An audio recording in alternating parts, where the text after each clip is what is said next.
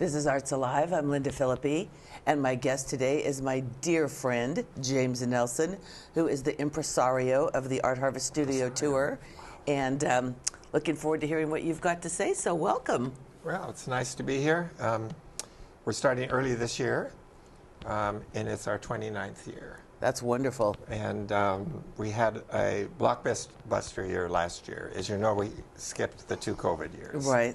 So we came back full force, and we had almost 50 artists. It's We've incredible. never had that before. Incredible. And they spread all over the county as usual. We had 28 of them from McMinnville. Wow. 12 from Newburgh and 9 from Amity. That's lovely. So it was very successful for the artists. As you know, we're sponsored by the Arts Alliance of Yamhill County, and they are our parent company. So, but we are a nonprofit. So this year, in order to manage 50 artists and the increased costs, we went out there and we broke records with our fundraising. I love it.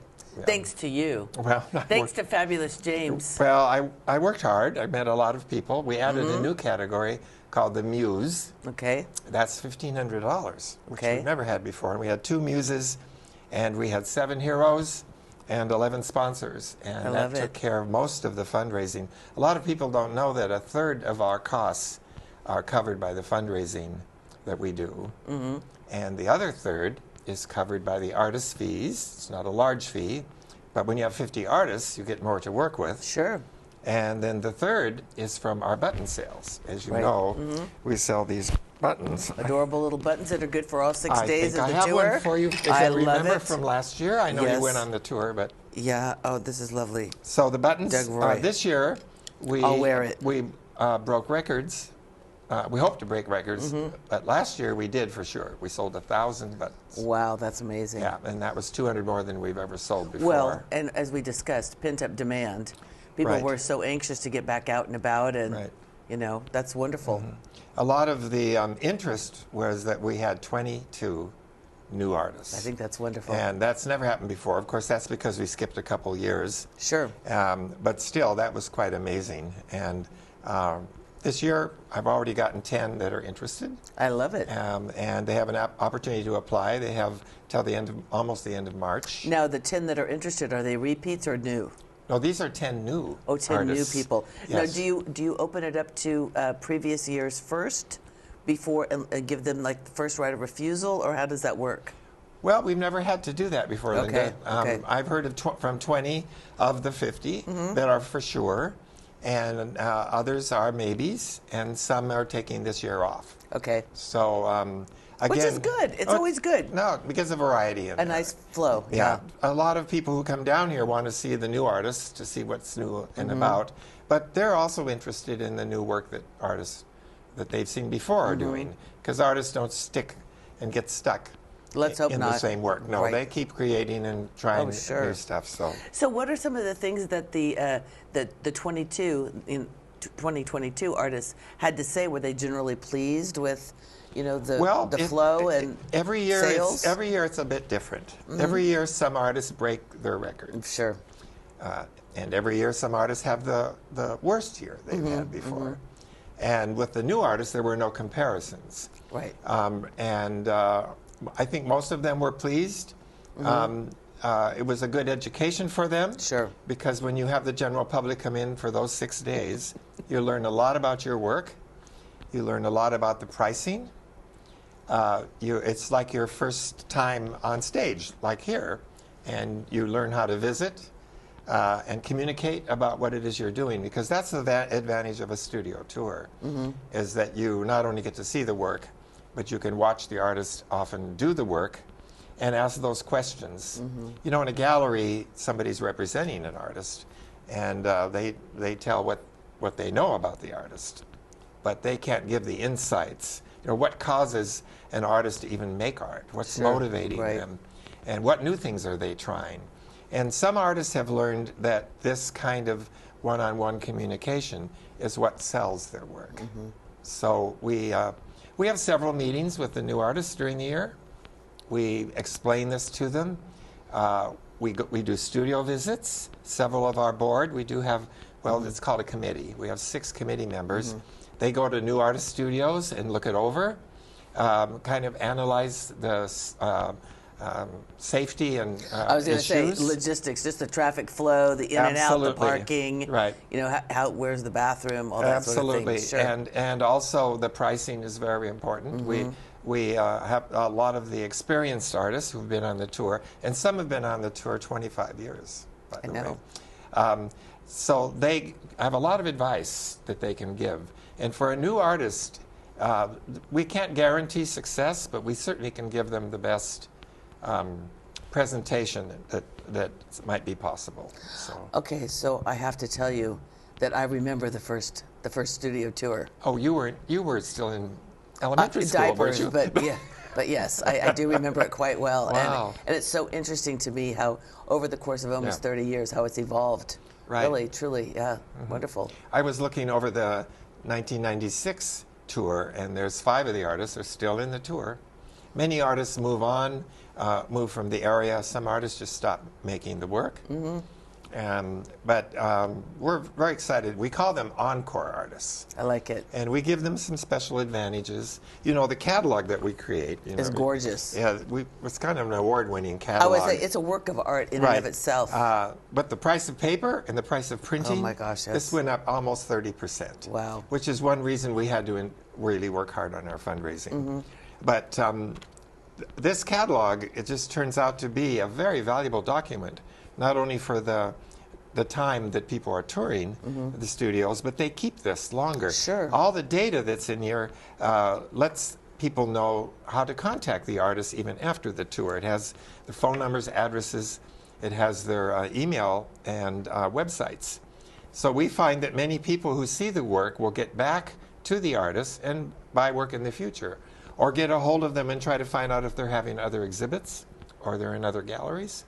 And keep track of the work. So, I mean, and you know, it's true that with 50 artists, even though they're in clusters, even with 6 days, it's still hard to hit everybody. But what's good about this is that there are representative samples in here, and if somebody's interested, they can go back in and then look the person up and check out their online presence. Yeah. Another advantage that we have is that we have exhibits during the tour. We had one in each city. And then we had the large one that was at the Cultural Center. Oh, yeah. And so people can go see the work beforehand with the catalog, and they buy their button, then they can decide whose work they want to go see. And it's turned out to be a very good marketing strategy. You know, it's funny because now that you're saying 29 years, I'm thinking, oh my goodness. But really, it's true. Over the years, I can think of, you know, there's like definitely a couple handfuls of artists that I still remember. I mean, that vividly have that memory of walking in and saying, "Oh my gosh, I absolutely love this." You know. Well, that's why a lot of people go on the tour. Part of it's to see the studio. Where do they create this jewelry and this ceramics and these paintings, and how is it set up, and what inspires them? And we have 3 artists have just remodeled or have built studios for this coming year. Oh, wonderful. So we have brand new studios for people to see. Right. And you're right about clustering. On the map, we find that if there's a group of artists that are close together, then they decide to go do that on one of the days that they're touring. So we work hard at finding, for artists who cannot have studio visits, their studio is not appropriate. It's they may be in a neighborhood where the traffic's impossible, or they're way out in the boondocks. We help them find a studio to share, a partner. And when you partner with the studio, sometimes you can increase your attendance because there's more than one person there. Sure. But for many of these artists, the work is fine. They set their studio up within this new environment. We had 2 at wineries that gave over the entire winery space. I think that's for wonderful. Demonstrations. Yeah. And the idea is for them to get the 300, at least we hope, 300 people over the 6 days. That's our goal Yeah. for each artist. And we'd like them all to have tremendous good sales. But like I said, it's a learning process. And this last year, the sales were down, we believe, in a general. But we find that is true throughout all the galleries in Oregon have really said that the buying was down after the 2 years of COVID. Mm-hmm. People being a little bit more conservative, possibly, or cautious. But we do the best we can on early advertising. We get the catalog out early. We mail this catalog to 3,000 people.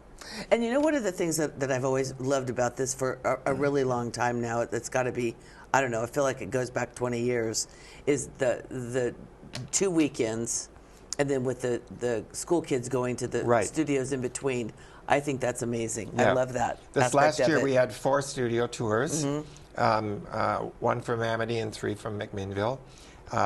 It was an elective tour, so the teacher finds the kids who really want to go. Sure. They each tour got to see at least 4 artists, and some got to see 6.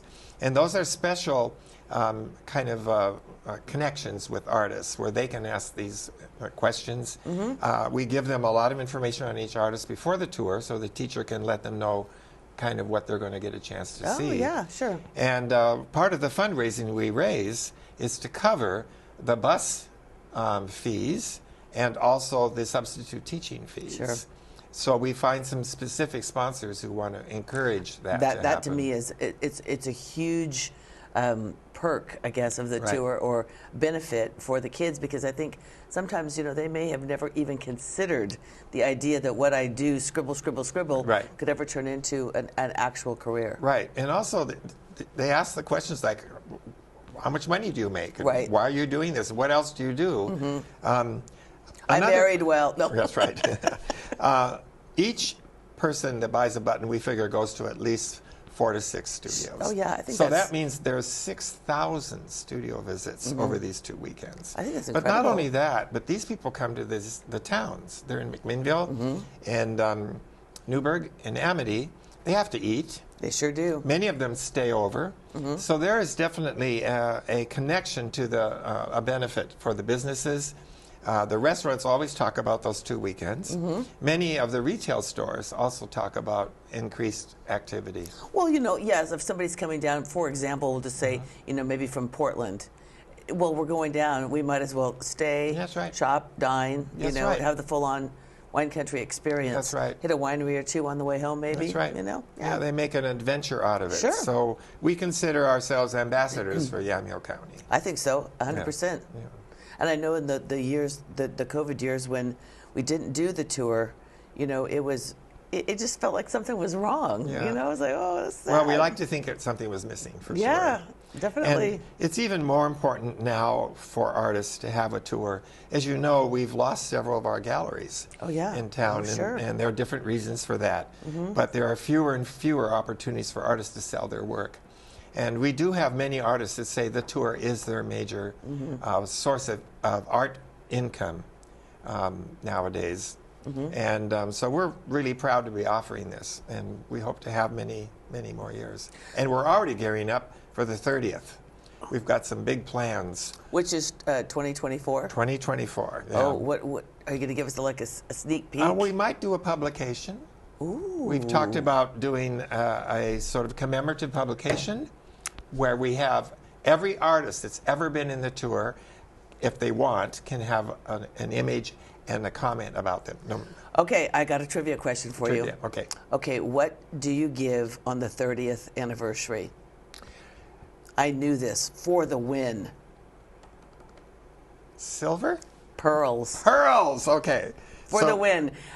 We were on a cruise, and we were playing trivia, and we knew the 40th was ruby, and then the next day it was 30th. And I said, you know, oddly enough, I think it's pearls, and it was. Did you win? Close. Oh, that's good. Okay. Well, we'll have to use some pearls. I think pearls would be a wonderful. I think pearls of wisdom. Pearls of wisdom by artists. Right. Things they have to say about what they've learned from creating, being an artist. Or maybe like a fun photo shoot with all the artists wearing pearls and doing artsy things with pearls. Well, I don't know if I could wear pearl. I suppose I could. You could wear a black Tahitian pearl. Oh, black Tahitian pearl. Okay. Maybe we'll do that. Okay, that's an exciting idea.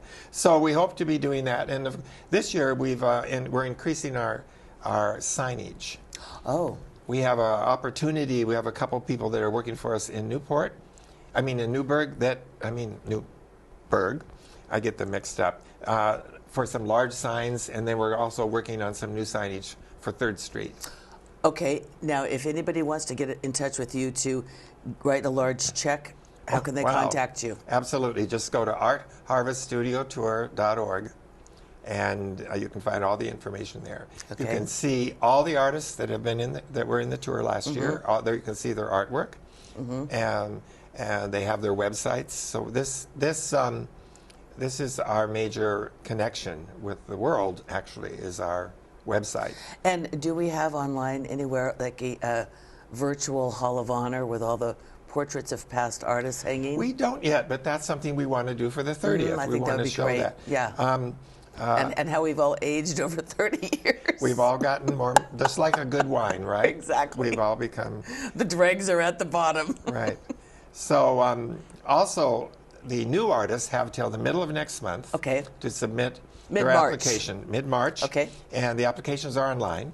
And all the Encore artists know that they have till almost the end of March, and all those applications are online as well. And we do jury the shows. Not anybody can be in. Sure. We sit down with a committee to see if we feel the work is up to the standards that the tour has been able to maintain all these years. And then we go visit the studio, we visit with the artist, and together we all make a decision whether they can participate in the tour. I love it, James. But if you've been in before, you're automatically in the future. Right. Because we trust you know what the tour is. And what it's about. And what it's about. And our standards. And you want to present your work as best as possible. I really appreciate you taking the time to come and chat with me today about this. And I can't wait to see what the future holds and how this year unfolds. Okay, well, I know you'll be on the road to meet those artists. Yes, that's exactly right. Thank you. Thank you.